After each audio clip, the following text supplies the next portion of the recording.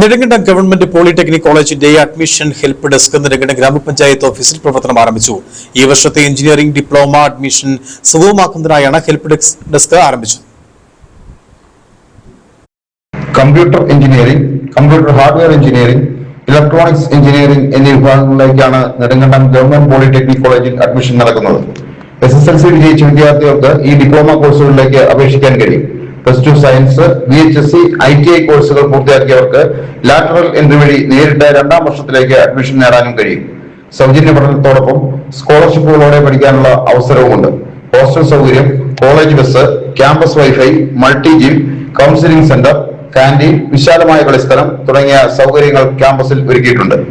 കോളേജിലേക്കുള്ള പ്രവേശനം സുഗമമാക്കുന്നതിനായാണ് നെടുങ്കണ്ടം ഗ്രാമപഞ്ചായത്ത് ഓഫീസിൽ ഹെൽപ്പ് ഡെസ്ക് പ്രവർത്തനം ആരംഭിച്ചത്. College principal K. ബീനയുടെ അധ്യക്ഷതയിൽ ചേർന്ന യോഗത്തിൽ ഗ്രാമപഞ്ചായത്ത് vice president Shyamala Viswanathan help ഡെസ്കിന്റെ ഉദ്ഘാടനം നിർവഹിച്ചു. നാടിന്റെ സ്വത്താണ് കുട്ടികൾ.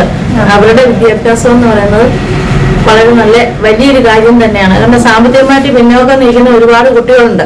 പോളിടെക്നിക്കിനെ കുറിച്ച് ഒന്നും അറിയാത്ത ഒരുപാട് രക്ഷകർത്താക്കളും കുട്ടികളും ഉണ്ട്. അവിടെ പഠിച്ചാൽ എന്താണ് ഗുണം കിട്ടുന്നത്, അതൊക്കെ ഒന്ന് മാറ്റിയെടുത്ത് നമുക്ക് നല്ല രീതിയിൽ നല്ല കോഴ്സുകളാണ് അവിടെ. 5 വർഷം പഠിച്ചു കഴിഞ്ഞാൽ ഒരു എഞ്ചിനീയർ ആകാവുന്ന ഇപ്പൊ മാഡം പറഞ്ഞു. അതൊക്കെ നല്ലൊരു അവയർനെസ് കൊടുക്കേണ്ട കാര്യമുണ്ട്.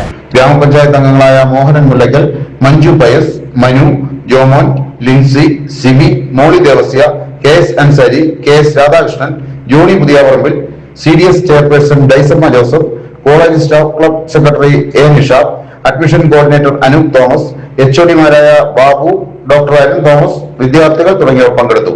News bureau, Nedumkandam.